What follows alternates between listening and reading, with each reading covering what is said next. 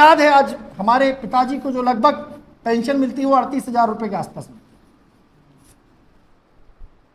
पर मैं कहता हूं एक 38,000, 40,000, 50,000, 60,000 कमाने में क्या आपका घर खर्च चल जाता है? बताओ साहब। तिवारी सर का नहीं चल रहा, सो वो तो कर रहे, अब आप लोग का चल रहा होगा। बताओ पंडित जी, आप भी शिक्षक हैं, भगवान आप भी शिक्षक हैं, ठीक। वकील साहब, क्या आपका खर्च आपकी इनकम से चल रहा है? भाई किसी का चल रहा हो तो बताइए। क्या आपका खर्च, बहुत छोटा सा प्रश्न पूछ रहा हूं भाई, हाँ या नहीं का उत्तर दे दो। चल रहा है तो खुशी की बात है यार, मजे करो। नहीं चल रहा तो बताओ। चलिए, पहला उत्तर में जिनका हाँ में है उनको मेरी तरफ से बहुत बहुत बधाई, उनका बहुत बहुत धन्यवाद, वो दूसरों को सहयोग करें। और जिनका नहीं चल रहा, ठीक, उनके लिए बहुत छोटी सी बात है। मान लीजिए नहीं चल रहा, तो इसका मतलब अब हमें क्या है, हमें कुछ एक्स्ट्रा काम करना पड़ेगा, ठीक। अब एक्स्ट्रा काम क्या करना पड़ेगा? एक्स्ट्रा काम कुछ करना पड़ेगा, इसका मतलब पहला काम हम कर सकते हैं, एक नौकरी कर रहे दूसरी नौकरी कर रहे। अभी मैं ट्रेन में आ रहा था, मुझे एक बंदा मिला, वो सुबह सुबह पेपर मारता है, दोपहर में तहसील कार्यालय चला जाता है, शाम को तीसरी जगह चला जाता है, मतलब 3-4 नौकरी कर रहा है साहब, 3 नौकरी प्रैक्टिकल हो, ठीक है। कोई मान लीजिए इस स्कूल में जॉब कर रहा है तो सुबह 10 से आया 6 बजे तक, फिर शाम को ट्यूशन पढ़ा रहा है, ठीक। तीसरा कोई काम हो सकता है, कोई एक दुकान खोल ले। मैं सही कह रहा हूं? कोई एक दुकान खोल ले 40-50 हजार रुपए की, तो सुबह से शाम तक उसने नौकरी की, नौकरी के बाद वो दुकान पे बैठ गया, ठीक। कोई और क्या हो सकता है, और कोई खेती करने लगे शाम को, ठीक। कोई आईपीएल खेलने लगे, खेल रहा कोई आईपीएल? अरे यार टीम बनाओ, 3 करोड़ रुपए पाओ, मरा जा रहा वो ऐड कर करके 3 करोड़ पाओ, 3 करोड़। आप लोग 3 करोड़ नहीं ले रहे तो 3 करोड़ रुपए लो, मतलब वो भी हो सकता है। सबका अपना अपना तरीका है, कोई गलत नहीं। पर मेरा कहना यह है, इस बीच में हमारे तिवारी सर ने एक दुकान खोल ली और नौकरी करने जाते थे।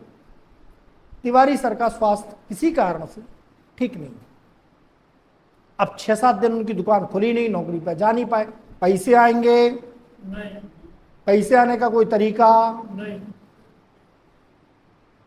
अब जब आपके पास पैसे आने का कोई तरीका नहीं बचा तो फिर घर में क्या होगा? वो 94,000 का सोना कैसे आएगा? आ पाएगा क्या? नहीं पाएगा। अब आपके पास कोई ऐसा काम चाहिए है जो आप अपने अतिरिक्त समय में कर सकते, जो आप अपने बिना पूंजी के कर सकते हैं। तो ये जो व्यवसाय है आप अतिरिक्त समय में कर सकते हैं, बिना पूंजी का व्यवसाय है। हमारे विश्वकर्मा सर अपनी नौकरी करने जाते हैं, उसके बाद व्यवसाय करते हैं। हमारे दुबे सर अपनी नौकरी करने जाते हैं, उसके बाद व्यवसाय करते हैं। मैं पूरे काम करने के साथ साथ इस व्यवसाय को करता हूं। हमारी तिवारी सर रिटायरमेंट के बाद इस व्यवसाय को कर रहे हैं। हमारे पंडित जी पंडिताई करते करते इस व्यवसाय को कर रहे हैं। जो भी आप काम कर रहे हैं उसके साथ इस व्यवसाय को किया जा सकता है और एक अतिरिक्त आय का साधन खड़ा किया जा सकता है। इसलिए मुझे इस व्यवसाय को करना चाहिए। पहला मूल बड़ा कारण है। अब मैं अपनी बात बता देता हूं मैं क्यों कर रहा हूं। साहब, पैसे से हम एक व्यवसायी हैं। व्यवसायी का काम होता है फोरकास्टिंग करना। फोरकास्टिंग करना मतलब जो आने वाला है उसको देखना। जैसे हमारी बहनें जब साड़ियां लेने जाती हैं या सूट लेने जाती हैं तो सबसे पहले क्या कहती, भैया कुछ नया दिखाओ। वही दिखा रहे, जो तो पिछली बार में बाजू वाली पड़ोसन पहने वही दिखाने लगे। अरे हम जा गए थे शादी में, उस शादी में बहन जी हमारी यही तो पहने दिया भैया, नया 9 माल का बया। क्या है ये सबसे पारखी नजर यदि मैं कहता हूं तो हमारी बहनों के पास है। मैं सत्य बोल रहा हूं। विश्वास ना हो तो आप अपने घर में टेस्ट मार लीजिए। उनको यह तक पता होगा कि उस शादी में क्या हुआ था। उनने बनाओ कहा तो, अरे उनने कड़ी खिला दी थी, दाल तो दही नहीं थी। अरे मैं बहुत अच्छे से याद हूं, मैं पापड़ में हूं। एग्जैक्टली, ये मजाक वाली बात नहीं। जिसको हम इतना सहजता से ले जाते हैं वो एक एक माइन्यूट ऑब्जर्वेशन यदि किसी के पास है तो वो केवल और केवल हमारी बहनों के पास है, हमारी मातृशक्ति के पास है। और हमें उस बात पे गर्व होना चाहिए। और इसीलिए कहा जाता है कि उन लोग के पास एक त्रिनेत्र होता है जो आपकी नजर पकड़ लेती है। ठीक, कभी कोई व्यक्ति अपनी नजर को भी आड़ी टेढ़ी करता है तो हमारी बहनें पहचान जाती हैं, तो इसलिए कहते हैं उसकी नजर ठीक नहीं, उसकी नजर ठीक नहीं। तो वो नजर, वो पारखी नजर किसके पास है? बहनों के। वो करती क्या है? वो देखना चाहती है अपडेटेड क्या है।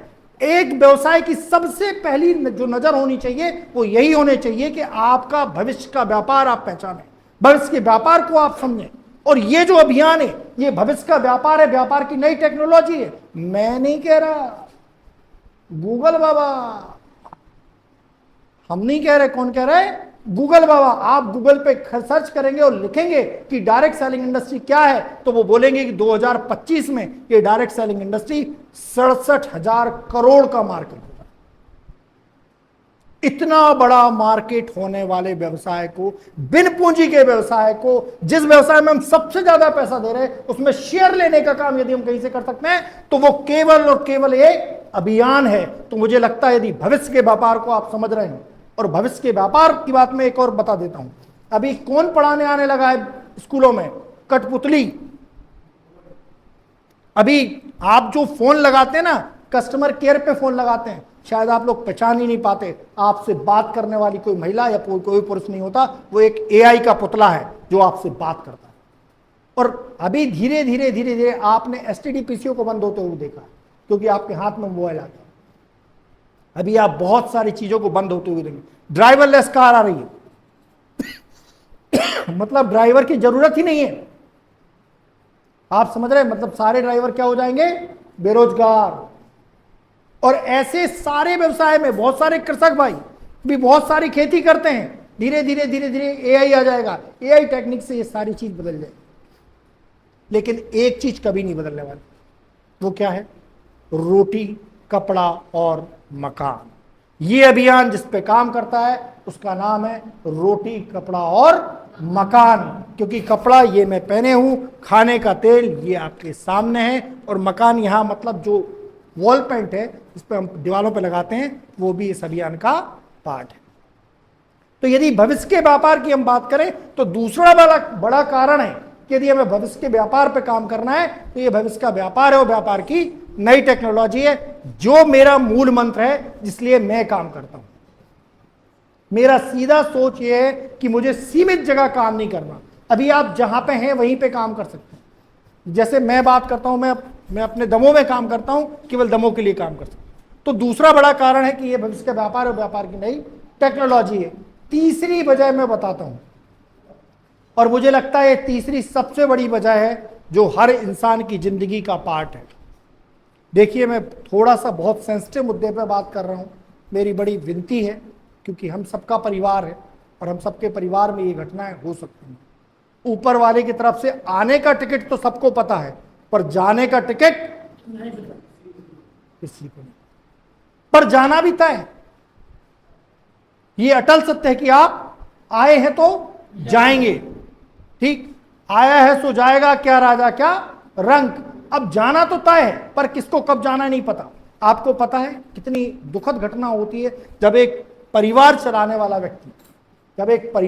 वाला व्यक्ति शांत हो जाता है, तब स्थिति क्या होती है। कभी उस परिवार में जाके देखा, आपके आसपास पड़ोस में ही वो परिवार हो, जिस परिवार का मूल काम करने वाला व्यक्ति शांत हो जाता है, शांत हो जाता है, तब क्या होता है? इनकम का साधन क्या हो जाता है?